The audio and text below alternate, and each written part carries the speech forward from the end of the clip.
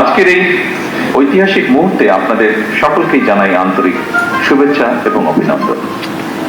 আজকে আমরা এমন একটা উদ্যোগের উদ্ভাবন করছি যা শুধু একটি বিদ্যুৎ উৎপাদনের উদ্যোগই নয়, বরং এটা বাংলাদেশের টেকসই ভবিষ্যতের একটি প্রতীক। জাতীয় সংসদ ভবনে 1 মেগাওয়াট রুফটপ সৌর বিদ্যুৎ ব্যবস্থার উদ্বোধনের মাধ্যমে আমার মনে হয় একটা বার্তা বোধহয় আমরা স্পষ্টভাবে দিতে পারবো। সেটি হচ্ছে বাংলাদেশ পরিচ্ছন্ন জ্বালানি, সবুজ অর্থনীতি এবং আত্মনির্ভরশীল শক্তি ব্যবস্থার পথে ধীরে ধীরে দৃঢ়ভাবে এগিয়ে যাচ্ছে। উপস্থিতিবৃন্দ, লুইকানে নির্মিত নকশায় নির্মিত এই জাতীয় সংসদ ভবন অবশ্যই আমাদের গণতন্ত্রের প্রতীক, এবং আজ সেই ভবনের ছাদেই সৌর শক্তিকে কাজে লাগিয়ে আমরা মনে হয় প্রমাণ করার চেষ্টা করছি নেতৃত্ব কেবল নীতিতে নয়, বরং বাস্তব কর্মকাণ্ডেও প্রতিফলিত হতে হবে।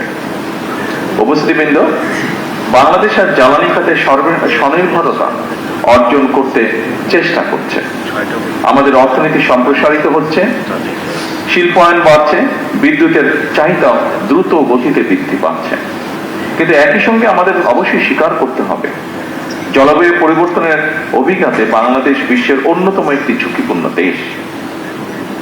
সমুদ্র পৃষ্ঠের উচ্চতা বৃদ্ধি, অনিয়মিত বর্ষণ, ঘূর্ণিঝড় এবং নদী ভাঙন এসব আমাদের প্রতিদিনের বাস্তবতা, এবং সে কারণেই টেকসই জ্বালানির পথে অগ্রসর হওয়া এখন আর শুধু পরিবেশগত দায়বদ্ধতা নয়, বরং এটি আমাদের অর্থনীতি এবং জাতীয় নিরাপত্তার অপরিহার্য একটি অংশ। উপস্থিতিবৃন্দ, সৌরশক্তি সেই সম্ভাবনার সবচেয়ে উজ্জ্বল দিক। আমাদের বাংলাদেশে প্রতিদিন গড়ে প্রতি বর্গ কিলোমিটারে 4.5 থেকে 5 কিলোওয়াট ঘন্টা সৌর বিকিরণ পায়। আমাদের অসংখ্য ছাদ, শিল্প এলাকা, খোলা জমি এবং উপকূলীয় অঞ্চল নবায়নযোগ্য জ্বালানির বিশাল সম্ভাবনার ধারণ করে আছে। গত 1 দশকে বিশ্বব্যাপী সৌর বিদ্যুতের উৎপাদন ব্যাপকভাবে হ্রাস পেয়েছে। ফলে সৌরশক্তি এখন কেবল পরিবেশ বান্ধব নয়, অর্থনৈতিকভাবে অত্যন্ত কার্যকর একটি সমাধান। আজকের এই প্রকল্প সেই বৃহত্তর যাত্রারই অংশ একটি।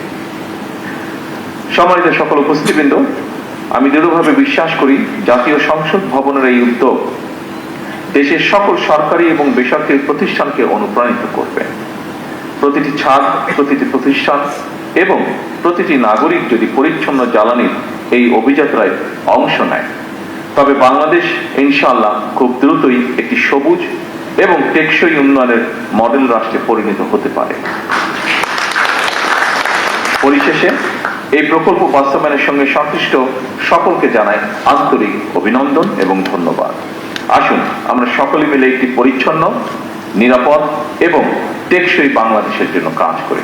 আল্লাহ হাফেজ। বাংলাদেশ জিন্দাবাদ।